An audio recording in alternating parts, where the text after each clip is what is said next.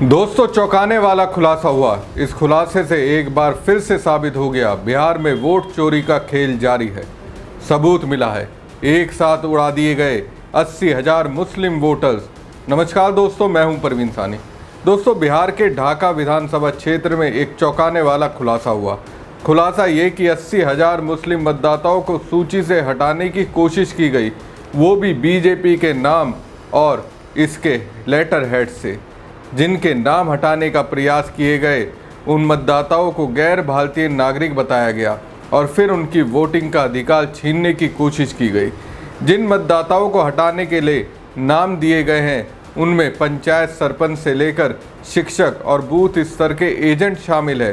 The reporters collective की जांच ने इस सनसनीखेज रिपोर्ट को सामने लाया है। ना बीजेपी ने इस आरोपों का खंडन किया और ना ही निर्वाचन आयोग ने कोई कार्रवाई शुरू की। दोस्तों, ढाका विधानसभा क्षेत्र बिहार के पूर्वी चंपारण जिले में आता है।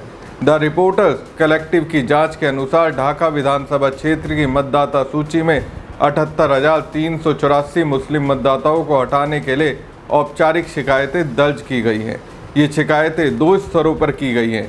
पहला, बीजेपी के ढाका विधायक पवन कुमार जायसवाल के निजी सहायक के नाम पर और दूसरी बीजेपी के बिहार राज्य मुख्यालय के लेटर हेड पर। इन शिकायतों में दावा किया गया कि ये सभी मतदाता भारतीय नागरिक नहीं हैं, जो एक गंभीर और आपराधिक आरोप है। जांच में पाया गया कि इन शिकायतों में ज़्यादातर मुस्लिम नाम या ऐसे नाम शामिल थे जो पारंपरिक रूप से मुस्लिम समुदाय से जुड़े हैं। रिपोर्ट में कहा गया कि नाम हटाने के लिए दी गई ये सूची या तो डिजिटल सॉफ्टवेयर के जरिए फिल्टर की गई थी या बूथ स्तर पर व्यवस्थित तरीके से तैयार की गई थी। एक शिकायत में खुद को निर्वाचन प्रबंधन विभाग बिहार का तिरहुत प्रामंडल प्रभारी के रूप में पेश करने वाले लोकेश नाम के व्यक्ति ने 78,384 मतदाताओं को गैर भारतीय बताकर हटाने की मांग की। हालांकि बीजेपी के ढाका संगठन अध्यक्ष ने इस लोकेश के अस्तित्व से इनकार किया, लेकिन हैरानी की बात यह है कि फिर भी बीजेपी ने इस मामले में कोई पुलिस शिकायत दर्ज नहीं कराई। ढाका के निर्वाचन रजिस्ट्रेशन अधिकारी यानी ERO ने इन शिकायतों की प्राप्ति की पुष्टि की, लेकिन उनका कहना था कि इतने बड़े पैमाने पर मतदाताओं को हटाने की मांग को स्वीकार नहीं किया जाएगा। उन्होंने कहा कि इन 78,000 मतदाताओं के दस्तावेजों की जांच विशेष गहन संशोधन यानी SIR के नियमित प्रक्रिया के दौरान होगी। द रिपोर्टर्स कलेक्टिव के अनुसार ERO ने इन शिकायतों के खिलाफ कोई ठोस सबूत या आधिकारिक पत्राचार साझा नहीं किया है। न्यूज़ वेबसाइट की पड़ताल में ये भी पाया गया कि बिहार में SIR प्रक्रिया के दौरान निर्वाचन आयोग ने अपनी ही मतदाता सूची संशोधन नियमावली का पालन नहीं किया। इसके बजाय आयोग ने अपने विवेकाधीन अधिकारों का उपयोग कर नए नियम बनाए। ये बदलाव सुप्रीम कोर्ट में चल रहे एक मामले की सुनवाई के दौरान उठी आलोचनाओं के जवाब में किया गया। ऐसी स्थिति में अब बड़े पैमाने पर वोटरों को हटाने की कोशिश की रिपोर्ट आ रही है। दोस्तों, ढाका नेपाल की सीमा से सटा हुआ पूर्वी चंपारण जिले का एक विधानसभा क्षेत्र है। यहाँ 2020 के विधानसभा चुनाव में बीजेपी ने राष्ट्रीय जनता दल को 10,114 मतों के अंतर से हराकर जीता था। कुल 2,08,000 मतों से ये अंतर काफ़ी कम था, जिसका मतलब है कि कुछ हजार मतदाताओं को हटाने से भी चुनावी नतीजे बदल सकते हैं। ढाका में मुस्लिम और यादव की अच्छी खासी आबादी है।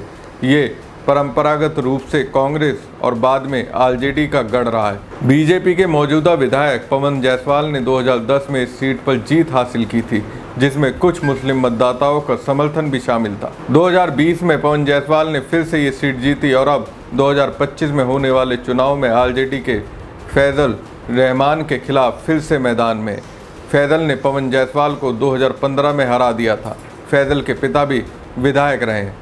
जांच में ये भी सामने आया कि कुछ मुस्लिम मतदाताओं को पता चला कि उनके नाम हटाने की कोशिश की जा रही है, जिससे उनमें चिंता और डर का माहौल है। कई मतदाता इस साजिश से अनजान हैं। द रिपोर्टर्स कलेक्टिव की रिपोर्ट के अनुसार पवन जायसवाल के फुलवारिया गाँव के 900 मुस्लिम मतदाताओं को गैर भारतीय के रूप में नामित किया। जायसवाल के घर से सिर्फ 1 किलोमीटर दूर रहने वाले और फुलवारिया गांव के सरपंच फिरोज आलम और उनके पूरे परिवार का नाम बीजेपी की शिकायत में शामिल है। रिपोर्ट के अनुसार फिरोज आलम ने कहा, मेरा परिवार कई पीढ़ियों से इस गांव में रहता है। मैंने स्थानीय पंचायत चुनावों में हिस्सा लिया है। अगर मैं भारत का निवासी नहीं हूँ तो मैं ये कैसे कर सकता था? अब बीजेपी ने मेरा नाम, मेरी पत्नी का नाम और मेरे बच्चों का नाम साझा किया है, उन्हें संदिग्ध मतदाता के रूप में नामित करते हुए।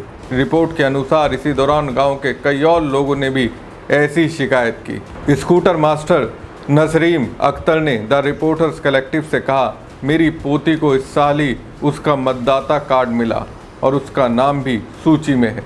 ढाका के एक अन्य गाँव चंदनबारा के निवासी के अनुसार अधिकांश आबादी मुस्लिम है। यह शिकायत में 5000 से अधिक निवासियों का नाम शामिल था। नामित लोगों में बूथ स्तरीय अधिकारी, स्कूल शिक्षक और बूथ स्तरीय एजेंट शामिल थे।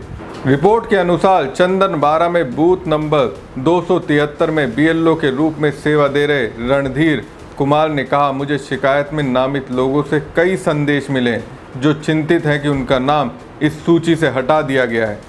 अभी तक ईआरओ ने नामित लोगों पर बूथ स्तरीय अधिकारियों को कोई विशेष निर्देश जारी नहीं किया है, इसलिए बीएलओ कोई आगे की कार्रवाई नहीं कर रहे हैं। 1 अक्टूबर को ईसीआई ढाका के मतदाताओं की अंतिम सूची को सार्वजनिक करेगा। तब ढाका के करीब 80,000 मुस्लिम मतदाताओं का भाग्य सामने आएगा। कांग्रेस ने बीजेपी और निर्वाचन आयोग पर ढाका में 80,000 मुस्लिम मतदाताओं के नाम काटने की साजिश का आरोप लगाया है। कांग्रेस ने इसे बिहार में वोट चोरी का खेल करार दिया है। कांग्रेस ने कहा कि पूर्वी चंपारण के ढाका विधानसभा में बीजेपी ने करीब 80,000 मुस्लिम वोटरों के नाम काटने की साजिश रची है। इसके लिए बीजेपी के ऑफिशियल लेटर हेड पर चुनाव आयोग को पत्र लिखा गया है।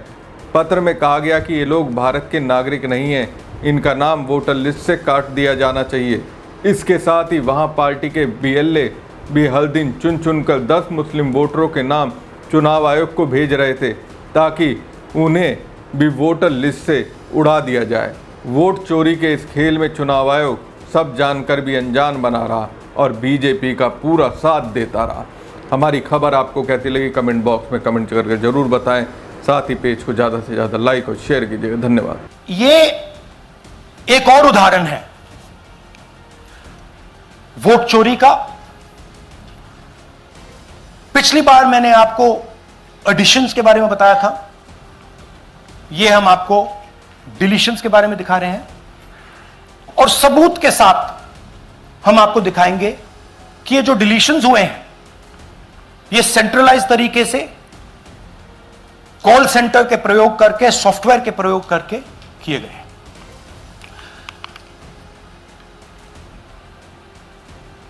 हमारे पास इस प्रेजेंटेशन में जो मैंने आपको अभी दिखाया 100% सबूत है, प्रूफ है कि ज्ञानेश कुमार जी हिंदुस्तान के चीफ इलेक्शन कमिश्नर वोट चोरों की रक्षा कर रहे हैं और यह मैं आपको अभी दिखाने जा रहा हूं। हर इलेक्शन में हमें रिपोर्ट आती थी कि वोटर्स डिलीट हो रहे हैं, कांग्रेस वोटर्स डिलीट हो रहे हैं, ऑपोजिशन के वोटर्स डिलीट हो रहे हैं, दलित वोटर्स डिलीट हो रहे हैं, आदिवासी हो रहे हैं, माइनॉरिटी वोटर्स डिलीट हो रहे हैं, ओबीसी वोटर्स डिलीट हो रहे हैं। मगर जब डिलीट होते हैं ऑपोजिशन के ही होते हैं।